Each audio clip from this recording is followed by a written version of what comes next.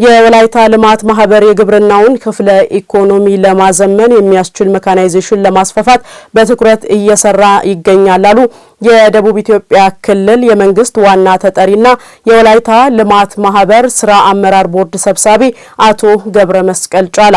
ልማት ማህበሩ የአርሶ አደሩን ኑሮ የሚያሻሽሉ ቴክኖሎጂዎችን ከማዳረስ በተጨማሪ በከተሞች የመሰረተ ልማት ግንባታ የሚያገለግሉ ማሽነሪዎችን እያቀረበ እንደሚገኝ ያነሱት ደግሞ የወላይታ ዞን ዋና አስተዳዳሪና የወላይታ ልማት ማህበር የበላይ ጠባቂ ረዳት ፕሮፌሰር ሳሙኤል ተሰማ ናቸው። የወላይታ ልማት ማህበር ከ300 ሚሊዮን ብር በላይ በሆነ ወጪ የገዛቸውን 18 ትራክተሮች፣ አንድ ባክሎደር እና ግሬደር ከሞኤንኮ ኢትዮጵያ ከሰሞኑም ተረክቧል። አዲስ ዓለም ሞገስ ተጨማሪ አለው።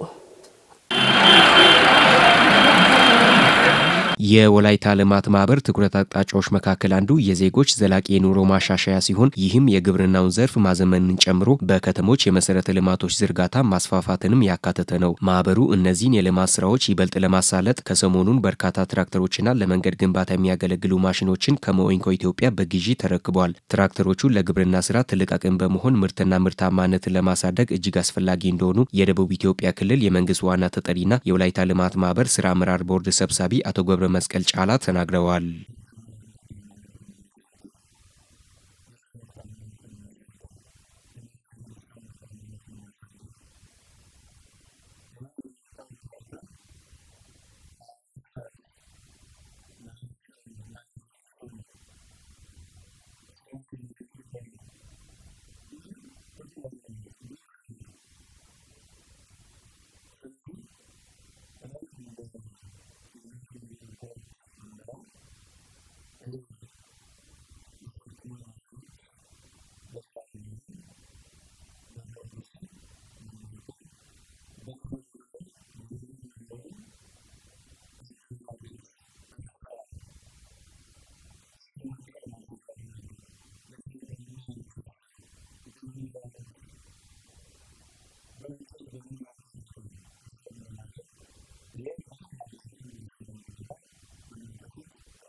ልማት ማህበሩ ከመንግስት ጎን በመቆም በርካታ የልማት ስራዎችን ሲሰራ መቆየቱን ያነሱት የወላይታ ዞን ዋና አስተዳዳሪና የማህበሩ የበላይ ጠባቂ ረዳት ፕሮፌሰር ሳሙኤል ተሰማ በዞኑ የአርሶ አደሩን ኑሮ በዘላቂነት ለማሻሻል የተጀመሩ ስራዎችን ማህበረሰቡ ከጎኑ በመሆን ሊደግፍ ይገባል ብለዋል።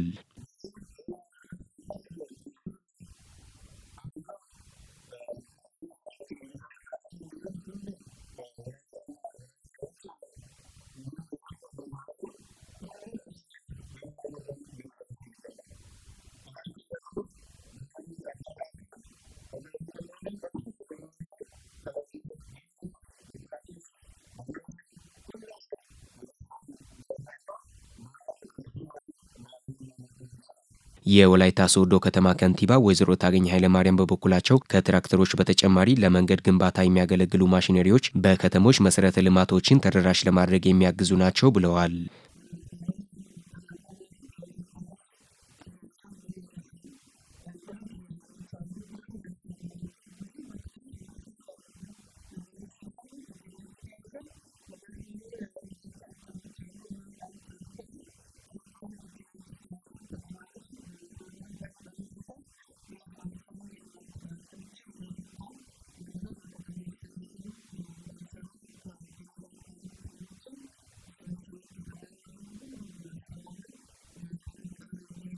ልማት ማህበሩ የተረከባቸው 18 ትራክተሮችና አንዳንድ ባክሎደር እና ግሬደር በገንዘብ ሲተመኑ ከ300 ሚሊዮን ብር በላይ እንደሚያወጡ የወላይታ ልማት ማህበር ዋና ስራ አስፈጻሚ አቶ አሰፋ ናና አብራርተዋል።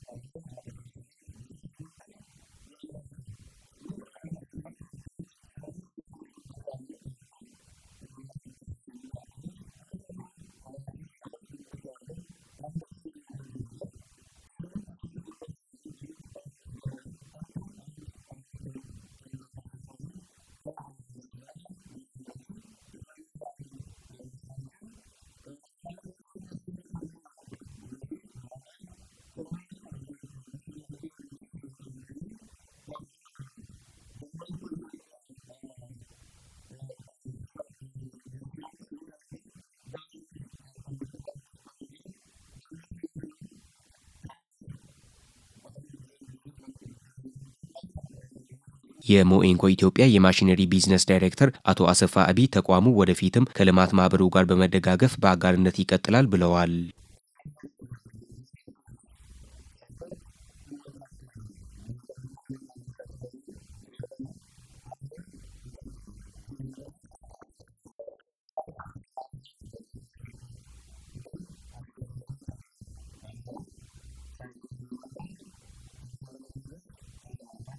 ማሽነሪዎቹ ማህበሩ ከወላይታ ዞንና ከሶዶ ከተማ አስተዳደር ባገኘው የገንዘብ ድጋፍ በኢትዮጵያ ንግድ ባንክ ፋይናንስ አቅራቢነት መገዛታቸው ተጠቁሟል። የደቡብ ኢትዮጵያ ክልል ሴቶችና ማህበራዊ ጉዳይ ቢሮ በጌዲዮ ዞን ራጴና ቡሌ ወረዳዎች በተከሰተው የመሬት መንሸራተት አደጋ ከቤት ንብረታቸው ተፈናቅለው በመጠለያ ለሚገኙ ዜጎች ከ1.5 ሚሊዮን ብር በላይ የሚገመት የቁሳቁስ ድጋፍ አበረከተ። በአደጋው ምክንያት ተፈናቅለው በመጠለያ ጣቢያዎች የሚገኙ ዜጎችን በዘላቂነት ለማቋቋም የዞኑ አስተዳደርና የክልሉ መንግስት በርካታ ስራዎችን እያከናወነ መሆኑን የዞኑ አስተዳደር አስታውቋል። በተፈጥሯዊና ሰው ሰራሽ አደጋዎች ወቅት በተለይም ሴቶች፣ ህጻናትና አረጋውያን ለከፋ ጉዳት እንደሚዳረጉ ለእነሱ ቅድሚያ በመስጠት የድጋፍ ስራ እየተከናወነ እንደሚገኝ ተመላክቷል። ታደለ ፎላ ያዘጋጀውን ዘገባ ውብሸት ጳውሎስ ያቀርበዋል።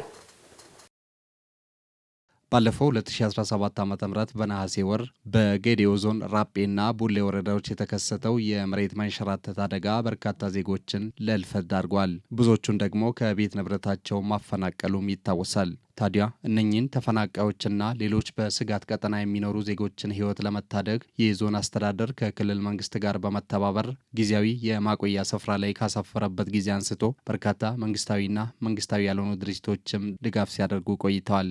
የደቡብ ኢትዮጵያ ክልል ሴቶችና ማህበራዊ ጉዳይ ቢሮም ለሁለተኛ ዙር ከ1.5 ሚሊዮን ብር በላይ የሚገመቱ ቁሳቁሶችን አበርክተዋል። በተለይ ሴት እንደመሆናቸው መጠን ብዙ ባዮሎጂካል ፋክተሮች አሉ። ልዩ ትኩረት ያስፈልጋል። ንጽህናቸው ሊጠበቅላቸው ያስፈልጋል። ለዛ ደግሞ እዚህ የተሟላ ግብአት ላያገኙ ይችላሉ። ሱቆች በአቅራቢያ ላይኖሩ ይችላሉ። ለዛ በትኩረት ሰተን ሞቢላይዝ ያደረግነው የንጽህና መጠበቂያዎችን ነው። እንደ ሴት የሚያስፈልጉ ለንጽህና መጠበቂያ ሙሉ ኪት የያዘ ኪት ነው ያመጣ ነው። ሌላው ለህፃናት ደግሞ ህፃናት ይሄ በዚህ አደጋ መከሰት ምክንያት ከሚኖሩበት ቀዬ ወደዚህ በመምጣታቸው ምክንያት ከትምህርት ገበታቸው እንዳይቀሩ ለትምህርት ቁሳቁስ የሚጠቅሙ ግብአቶችን የትምህርት ቁሳቁሶችን ይዘን መተናል። ቦታው ትንሽ ደጋማ ስለሆነ ይበርዳል እና ለብርድ የሚሆኑ አልባሳቶችን ያኔ ማምጥተናል። ግን አሁንም በድጋሚ ለህፃናት፣ ለአረጋውያን፣ ለሴቶች የሚሆነውን ለይተን ድጋፍ አምጥተናል። ይሄ ድጋፋችን በዚህ የሚቋረጥ አይደለም።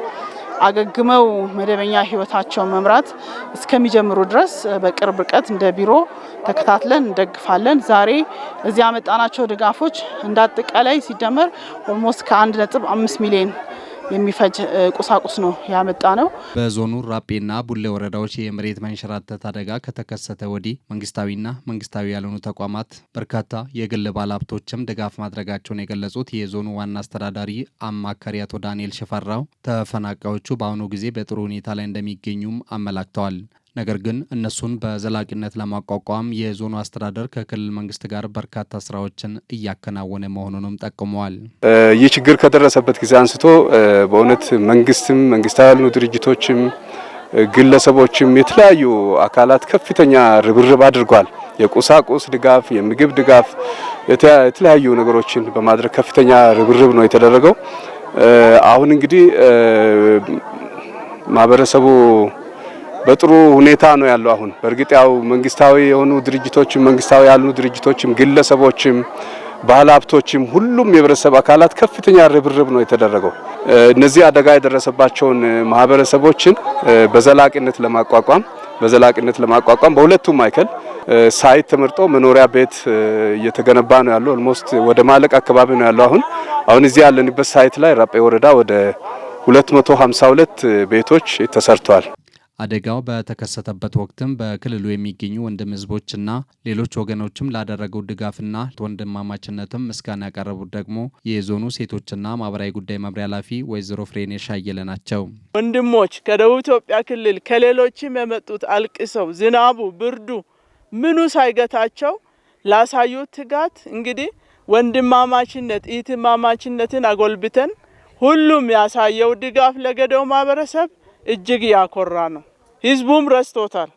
ያን ስጋ ስለሆነ አንዳንድ አሁን ያሉት ካጠገብ ቤተሰብ ህፃን ስለሞተ ያለቅሳሉ እንጂ የተረሳ በቃ በመጽናናት የተደረገ ነውና በዚህ ሚዲያ እኛም ማህበረሰቡን የደገፈውን ያገዘውን ያየውን ሁሉ እግዚአብሔር ይስጥልን እጅግ አድርገን እናመሰግናለን። የተፈጥሮም ሆነ ሰው ሰራሽ አደጋዎች ሲከሰቱ የመጀመሪያ ተጎጂዎች ሴቶች፣ ህጻናትና አረጋውያን በመሆናቸው እነኚህን በተለየ ለመደገፍ የሚደረገው ድጋፍ ተጠናክሮ እንደሚቀጥልም ተመላክቷል። ሴቶችና ማህበራዊ ጉዳይ ቢሮ ይህንን ማህበረሰብ ሊደግፉ የሚችሉ አካላትን በመጠየቅ አጋር ድርጅቶችን በመጠየቅ የተለያዩ ቁሳቁሶችን በማሰባሰብ ነው እየደገፈ ያለው። በአደጋ ያው በተፈጥሮም ሆነ ሰው ሰራሽ አደጋ ቀድሞ የሚጎዱት ሴቶች፣ ህጻናት፣ አረጋውያን፣ አካል ጉዳተኞች እንደመሆናቸው መጠን ቢሮአችን በግንባር ቀደምተኝነት እንደዚህ አይነት ተጋላጮችን ደርሶ በመደገፍ ከዚህ ያው አቅዶ ይሰራል ማለት ነው። ሴቶችን፣ ህጻናትን፣ አረጋውያንን፣ አካል ጉዳተኞችን በዚህ ቦታ ላይ አግኝተናል። የተለያዩ ድጋፎችንም አድርገናል እንዳያችሁት። ነገር ግን አሁንም የኛን ድጋፍ የሚፈልጉ ልዩ ፍላጎት ያላቸው ህጻናትን በዚህ ካምፕ ውስጥ አይተናል። ስለዚህ ለነሱ ቀጣይ ለነሱ የሚሆን የአሲስቲቭ ዲቫይስ እንደ ዊልቸር እንደ ክራንች እንደ ስቲክ ማየት የተሳናቸውንም ማግኘት ችለናል።